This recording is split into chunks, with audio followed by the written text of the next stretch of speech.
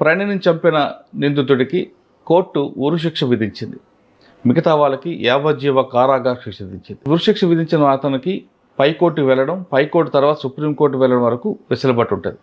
కానీ ఉరిశిక్ష ఎలా వేస్తారు, ఉరిశిక్ష ఎలా అమలు చేస్తారనే విషయం తెలుసుకోవాలంటే ఖచ్చితంగా ఈ ఇంటర్వ్యూ చూడాల్సిందే. అసలు తెలుగు రాష్ట్రాల్లో కానీ మిగతా రాష్ట్రాల్లో ఉరిశిక్ష ఎంతవరకు వచ్చింది, సుప్రీంకోర్టుకు వెళ్ళిన తర్వాత సుప్రీంకోర్టు ఢిల్లీలోని మాత్రం ఉరిశిక్ష వేస్తారా అనే విషయంతో పాటు గతంలో తెలుగు రాష్ట్రాల్లో ఉరిశిక్ష 1971లో ఆఖరిగా జరిగింది. 1971లో బొమ్మయ్య, కృష్ణయ్య అనే ఇద్దరు వ్యక్తులకి హైదరాబాద్ ముషీరాబాద్ జైల్లో ఉరిశిక్ష విధించారు. వాళ్ళు చేసే నేరం ఏంటి, అప్పట్లో ఉరిశిక్ష విధించాలంటే ఏ విధంగా ఆ ప్రొసీజర్ అంతా జరిగేది అనే విషయం తెలుసుకోవాలంటే మనం 1971 జైల్ డిపార్ట్మెంట్ సూపరింటెండెంట్గా పనిచేసిన రిటైర్ అయిన పి. శ్రీనివాసరెడ్డి గారిని అడుగుదాం. శ్రీనివాసరెడ్డి గారు జైల్ డిపార్ట్మెంట్ 1971లో వచ్చిన తర్వాత ఆయన ట్రైనింగ్ ఉన్న టైంలోనే వీళ్ళిద్దరికీ ఉరిశిక్ష విధించారు ముషీరాబాద్ జైల్లో. అప్పట్లో ముషీరాబాద్ జైల్లో ఉరికమ్మం ఎలా ఉండేది, ఉరిశిక్ష తీసే ముందు ఏ విధంగా మాట్లాడతారు, వాళ్ళకున్న చివరి కోరిక ఏ విధంగా ఉంటుంది, తెల్లవారుజామున ఎందుకు తీస్తారు, తర్వాత వాళ్ళు చేసే నేరానికి వాళ్ళు ఒప్పుకుంటారా లేదా, వాళ్ళు ఏ విధంగా పశ్చాత్తాపం పడతారా, బొమ్మయ్య, కృష్ణయ్య పశ్చాత్తాపం పడ్డారా లేదా అనే విషయంతో పాటు శ్రీనివాసరెడ్డి గారి టైంలో నిజామాబాద్ జైల్లో విషయం కూడా జరిగింది. నిజామాబాద్ జైల్లో మొత్తం బ్లాస్ట్ అయ్యి అందరూ కూడా బయటకు వచ్చి పారిపోతే అదే టైంలో శ్రీనివాసరెడ్డి గారు నిజామాబాద్ జైలుకి వెళ్ళి దాన్ని మరొకసారి మరో రూపం తీసుకొచ్చారు. ఆ రెండు ఘటనలతో పాటు శ్రీనివాసరెడ్డి గారి లైఫ్ జర్నీ ఎలా జరిగింది విషయాన్ని సార్ నుండి తెలుసుకుందాం. సార్ నమస్తే అండి. నమస్కారం సార్. శ్రీనివాసరెడ్డి గారు retired jail superintendent 1971 batch. Sir మీరు అండ్ డిపార్ట్మెంట్లోకి ఎంటర్ అయ్యే టైంకే ఉరిశిక్ష అన్నది అదే ఆఖరిగా అయింది. 1971లో బొమ్మయ్య, కృష్ణయ్య అనే ఇద్దరు వ్యక్తులకి ముషీరాబాద్ జైల్లో ఉరిశిక్ష విధించారు.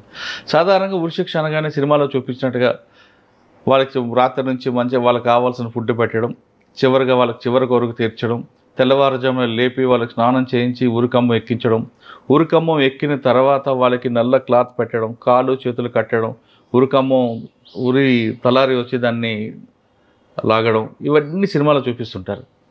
ఇదంతా సినిమాలోనే ఉంటుందా, లేదు నిజ జీవితంలో కూడా ఇదే విధంగా జరుగుతుందా?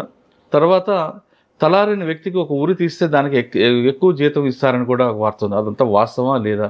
అసలు మీరు చూసిన ఈ ఉరికమ్మ లాస్ట్ ఎప్పుడు జరిగింది, వాళ్ళిద్దరూ చేసిన నేరం ఏంటి, వాళ్ళు సాధారణంగా ఉరికమ్మ ఒక కింద కోర్టు ఇస్తే తర్వాత హైకోర్టు జిల్లా కోర్టు హైకోర్టు సుప్రీంకోర్టు వెళ్తారు. ఇవన్నీ లేకుండా డైరెక్ట్గా ముషీరాబాద్ జైల్లో చివరిగా వాళ్ళిద్దరిని ఎందుకు ఉరి తీశారు, ఆ రోజు జరిగిన ఘటన ఒకసారి చెప్పండి. వాళ్ళిద్దరికి ఈ ప్రొసీజర్ అంతా అయిన తర్వాతనే ఉరి తీశారు. వాళ్ళిద్దరు చేసిన నేరం ఏంటండి? ఒకతనేమో ఫ్యామిలీ మెంబర్ని చంపాడు, నిజామాబాద్ ఫ్యామిలీ ఇష్యూస్. ఇంకోతనేమో అప్పిచ్చిన అతన్ని చంపాడు, అది మహబూబాబాద్. అతను బిలో 30, ఇతను బిలో 40 ఉంటాడు. ఇది ఫ్యామిలీ మ్యాటర్, అదేమో క్రిమినల్ ఇంటెన్షన్. నేను సర్వీస్కి వచ్చే వరకు వాళ్ళు ఉన్నారు జైల్లో. ఓకే. ముషీరాబాద్ జైల్లో నేను ట్రైనింగ్గా ఉంటే అక్కడ మీరు చెప్పిన ప్రొసీజర్ అంతా జరిగిపోయింది. కోర్టు వచ్చింది, తర్వాత హైకోర్టు సుప్రీంకోర్టు, తర్వాత ప్రెసిడెంట్, అవన్నీ జరిగిన తర్వాతనే ఖాయమైంది. ఆ టైంలో నేను చూసినాను వాళ్ళు. అంటే అప్పటికి వాళ్ళు దాదాపు 10 సంవత్సరాలు జైల్లో ఉన్నారు. అది కాకపోవచ్చు, ఒక 2-3 years అయినా జరుగుతుంది. అచ్చా, అంటే కింద ప్రొసీజర్ అంతా జరిగింది. కింద కోర్టు, జిల్లా కోర్టు నుండి హైకోర్టు సుప్రీంకోర్టు, ప్రెసిడెంట్ గారు, అవన్నీ అయిన తర్వాత నేను చూశాను వాళ్ళు. అక్కడ కండెమ్ సెల్స్ అని ఉంటాయి, దాంట్లో ఇండివిజువల్గా పెట్టారు. దాంట్లో బయట వాళ్ళని ఎవరు పోనివారు, వాళ్ళిద్దరే ఉంటారు. డబుల్ గార్డ్ ఉంటుంది వాళ్ళని చూసేందుకు 24 hours. వాళ్ళకి ఏ టైంలో భోజనము అవి అన్నీ కరెక్ట్ టైంకి అందజేస్తారు. వాళ్ళ పర్యవేక్షణలో ఉంటారు. దానికి ఆఫీసర్లు కూడా ఎక్కువ దాని మీద ఫోకస్ పెట్టి తిరుగుతుంటారు. ఎందుకంటే వాళ్ళు సెల్ఫ్ ఏమైనా చేసుకుంటారు. అదొక ఫుల్ హెల్తీ కండిషన్లో ఉంటేనే ఉరి తీయాలి. హార్ట్ డిసీజ్ తర్వాత అనారోగ్యం ఉంటే తీయకూడదు. మళ్ళీ ఇవన్నీ చాలా ప్రొసీజర్ అట్లా సిస్టమ్. 71లో ఆ రెండు. 71 ఏప్రిల్లో జాయిన్ అయ్యారా? నేను ఏప్రిల్లో జాయిన్ అయ్యాను, 2 April. మే, జూన్, జూలైలో ఇది జరిగి ఉంటుంది. ఎందుకు మళ్ళీ ఆగస్టులో నేను అనంతపురికి వెళ్ళిపోయాను పోలీస్ ట్రైనింగ్. మళ్ళీ జనవరిలో వచ్చి రెగ్యులర్ పోస్ట్లో జాయిన్ అయినా. అయితే బహుశా ఆ 3 monthsలోనే నేను ట్రైనింగ్ కాబట్టి కుతూహలంగా అన్ని ఇట్లా తిరుగుతూ ఉండేవాడిని. ఆ కండెమ్ సెల్లో వాళ్ళు ఉండేది, బయట వాళ్ళకి అలో లేదంలా, వాళ్ళకి అన్ని సదుపాయాలు అయితే జరుగుతుండేది. వాళ్ళు ఇద్దరికి ఇంటర్వ్యూస్ ఉంటే స్పెషల్గా వాళ్ళని బయట తీసుకురాకుండా ఇంటర్వ్యూకి వచ్చిన వాళ్ళని తీసుకుపోయి మాట్లాడించడము అది జరుగుతుండేది. హ్యాంగింగ్ డే ఫిక్స్ చేసిన తర్వాత ఈ లోకల్ ఏదైతే ట్రయల్ కోర్టు ఉంటుందో వాళ్ళే డేట్ ఫిక్స్ చేస్తారు. ఫైనల్ అయితే సుప్రీంకోర్టు నుండి వస్తుంది. వీళ్ళు డేట్ ఇచ్చిన డేట్కు మాకు కమ్యూనికేట్ చేస్తారు ప్రిజన్ ఆఫీసర్స్, దానికి కావాల్సిన సదుపాయాలన్నీ. ఆంధ్రప్రదేశ్లో ఉమ్మడి ఆంధ్రప్రదేశ్లో ఒక ముషిరాబాద్ జైలునే ఉండే, ఊరికంబం అని.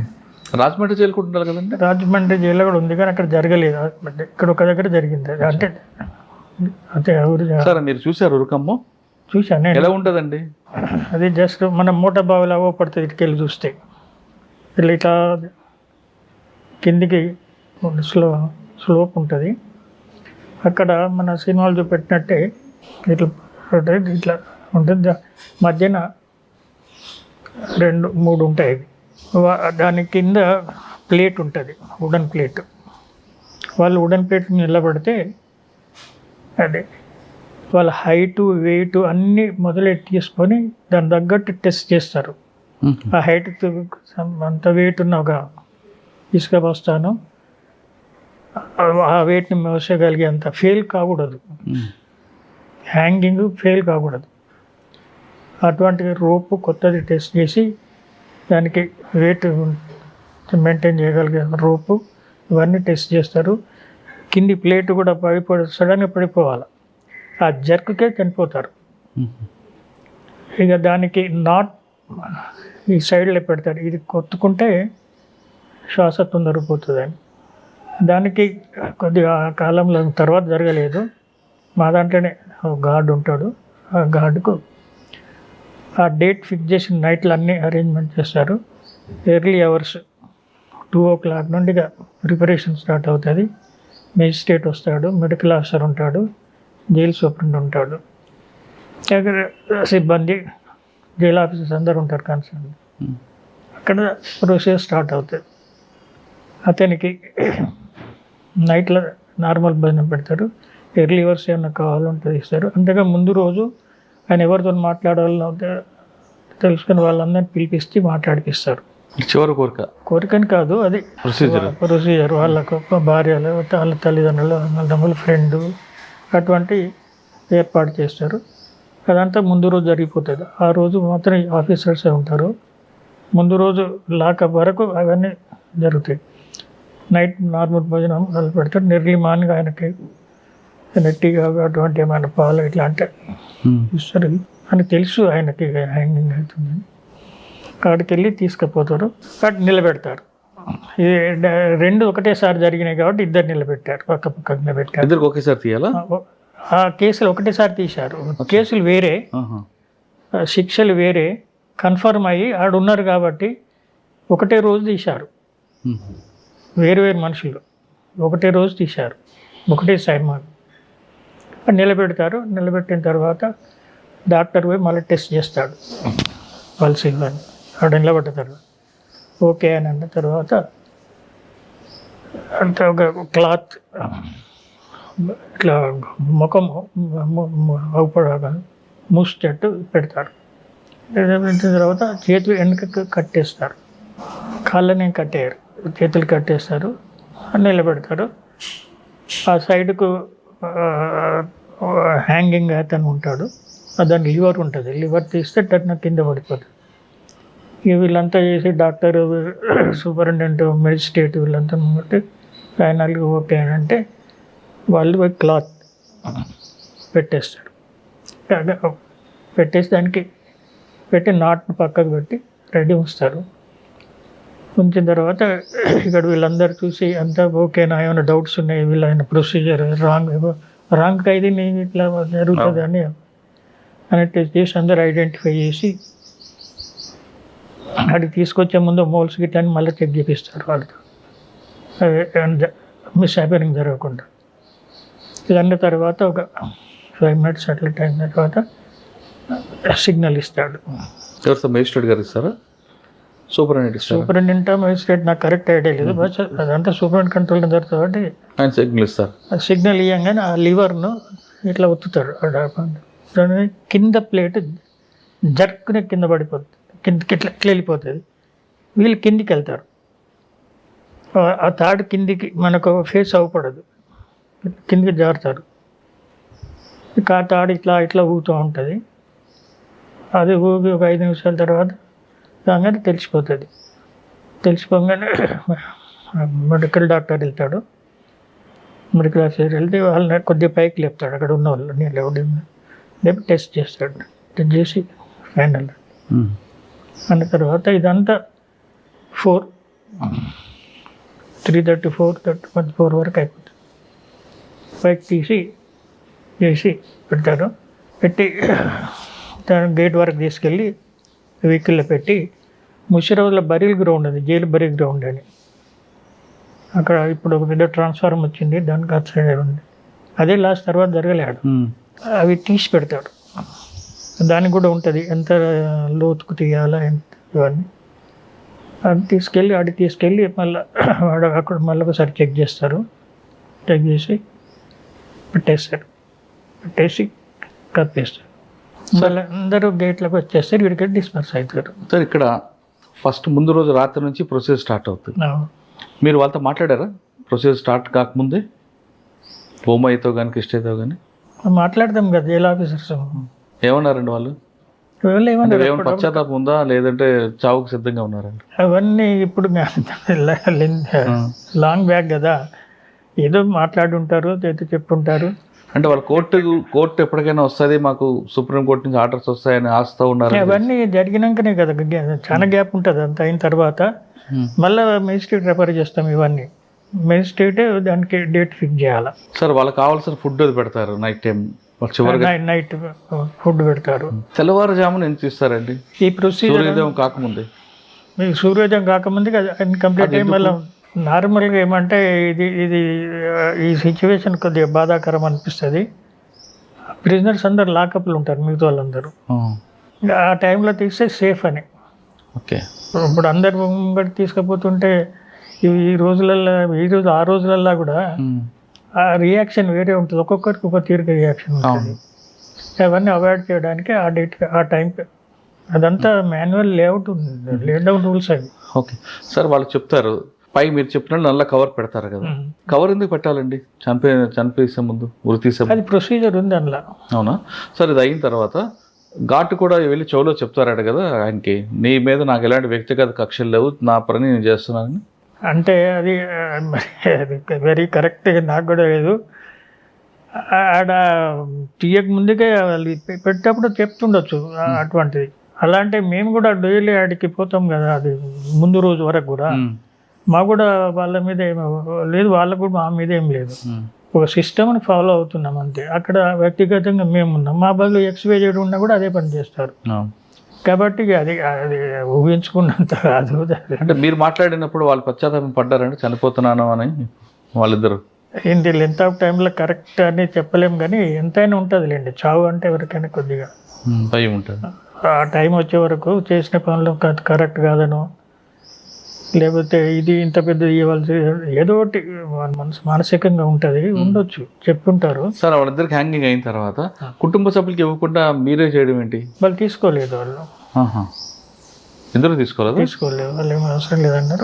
కానీ వాళ్ళ సాంప్రదాయ ప్రకారం తగలబెట్టకుండా పాతడం ఎందుకండి? మా జైల్లో తగలబెట్టేది లేదు, పాతేదే ఉంది. ఓకే సార్, భూమయ్య కృష్ణయ్య వీళ్ళిద్దరు తర్వాత ఇంకా జైల్లో ఎందుకు ఆగిపోయిందండి ఉరిశిక్ష అనేది? అది నేను చెప్పే సమాధానం కాదు, మీకున్న నాలెడ్జ్ ప్రకారం అడుగుతాను. ఆగిపోవడం కాదు, ఇప్పుడు అది ఇవన్నీ కోర్టుల నుండి ప్రెసిడెంట్ ఆఫ్ ఇండియా వరకు పోతుంది. ఆ ప్రొసీజర్లో ఇప్పుడు ఎంతోమంది ప్రెసిడెంట్ కూడా క్షమాభిక్ష పెట్టారు నార్త్ ఇండియాలో ఎక్కడెక్కడ. అట్లా ఆ ప్రొసీజర్లో జరిగే విషయాలు అవి మనం ఊహించడానికి లేదు. కోర్టు కూడా వెరీ రేర్ ఆఫ్ రేరెస్ట్కి ఇస్తారు. ఈ మధ్య మొన్న ఒకటి ఇచ్చారు, అప్పటి నుండి ఇప్పటి వరకు జరగలేదు ఉమ్మడి ఆంధ్రప్రదేశ్లో. మొన్నటి దాంట్లో ఒకటి అది మొన్ననే జరిగింది నల్గొండ కేసు. అది మనము ఏం చెప్పలేము అది ఎందుకు అనేది. సార్ నల్గొండ కేసు తీసుకోండి, ప్రణయ్ కేసులో ఇది వచ్చిన జడ్జిమెంట్ ఇప్పుడే, కానీ ఇదంతా ప్రొసీజర్ అయితే 8 years కింద జరిగిన ఇన్సిడెంట్ అది. ఇది ఫైనల్ మొన్న వచ్చింది. కానీ డెత్ సెంటెన్స్ ఇంప్లిమెంట్ అవ్వాలంటే కొంచెం చాలా టైం పడే అవకాశం ఉంటుంది కదా. ఇంకా టైం పడుతుంది. అంటే ఎలా ప్రొసీజర్ ఉంటుంది అంటే కింద కోర్టు నుంచి పై ఇప్పుడు ట్రయల్ కోర్టు ఇచ్చింది అంటే ట్రయల్ కోర్టు అంటే దీనికి సెషన్స్ కోర్టే ట్రయల్ కోర్టు అంటే. అవును. సెషన్ కోర్టు తర్వాత హైకోర్టుకి వెళ్తుంది. హైకోర్టు ఏమి ఇస్తుంది, ఇప్పుడు మన హైకోర్టు కూడా ఇచ్చినట్టుంది. కాదండి, సెషన్ కోర్టు. హైకోర్టు తర్వాత హైకోర్టు కూడా ఈ జడ్జిమెంట్ సమర్థించాలా, మోడిఫై చేయాలా. ఇప్పుడు ఆ కోర్టులో ఎవరికైతే శిక్ష ఇచ్చి మిగతాలకు ఇచ్చారో హైకోర్టులో అందరికీ ఉరిశిక్ష ఇవ్వవచ్చు, లేకపోతే అందరికి లైఫ్ కన్వర్ట్ అవ్వచ్చు చెప్పలేదు. అక్కడక్కడ డిసిషన్స్ బట్టి ఉంటుంది. దాని తర్వాత వాళ్ళు సుప్రీంకోర్టుకి వెళ్తుంది. ఆయనకు వాళ్ళకు గవర్నమెంట్ అడ్వకేట్ ప్రొవైడ్ చేస్తుంది. ఓకే, వాళ్ళు సెల్ఫ్గా మెయింటైన్ మళ్ళీ స్తోమత లేని వాళ్ళు గవర్నమెంట్ అడ్వకేట్ పెడతాయి సుప్రీంకోర్టులో కూడా. అక్కడ కూడా జరుగుతుంది. ఆ సుప్రీంకోర్టు జరిగిన తర్వాత మన ఫైనల్ వచ్చిన తర్వాత మళ్ళీ మేము ప్రెసిడెంట్ ఆఫ్ ఇండియాకి పంపించేస్తాం. ఆయన రిక్వెస్ట్ ప్రెసిడెంట్ ఆఫ్ ఇండియా కూడా ఉరిని సమర్థించితే అప్పుడు అవుతుంది. లేకపోతే వాళ్ళు ఉరిని సమర్థించకపోతే లైఫ్కి వెళ్ళిపోతాడు. అచ్చా, ఒకవేళ అప్పుడు కూడా సమర్థించారనుకోండి, ఆ కేసుని ఇప్పుడు తెలంగాణ రాష్ట్రంలో ఊరికంబాలు లేవు కాబట్టి ఢిల్లీలో చేయొచ్చా? అట్లా లేదు, దానికి అనుసంధానం ఉన్న ఒక స్టేట్ తోటి జరుగుతుంది. అంటే తిహార్ జైల్లో అక్కడ ఉంది కాబట్టి అక్కడ చేయరు. ఇప్పుడు మన పక్కకు ఉంది కదా, ఇప్పుడు రాజమండ్రిలో ఉంది కదా, ఇక్కడ రాజమండ్రికి తీసుకుంటారు. కానీ మాఫీ అయితే చేయరు. వసతులు లేవని మాఫీ చేయరు, వసతులు క్రియేట్ అనే చేస్తారు తప్ప మాఫీ అయితే చేయరు. కానీ ప్రొసీజర్ అవ్వడానికి కనీసం 3-4 సంవత్సరాలు పట్టొచ్చండి. మినిమం 2 years అయితే పడుతుంది, కానీ ఎక్కువనే పడుతుంది. కానీ ఇమీడియట్ కాదు. సార్ డెత్ సెంటర్ గురించి చెప్పారు చాలా క్లియర్గా, ఎందుకంటే మీరు అప్పుడే జాయిన్ అయ్యారు, అది చూసారు. అవును. తర్వాత మీ సర్వీస్లో ఎక్కడ కూడా జరగలేదు. మీ సర్వీస్లో రాకముందు మీ కుటుంబ నేపథ్యం, మీరు ఈ డిపార్ట్మెంట్కే రావాలని ఎందుకు అనుకున్నారండి? ఈ డిపార్ట్మెంట్ రావాలని ఆప్షన్లుగా రాలేదు, ఛాన్స్లో వచ్చారా? Through employment exchange.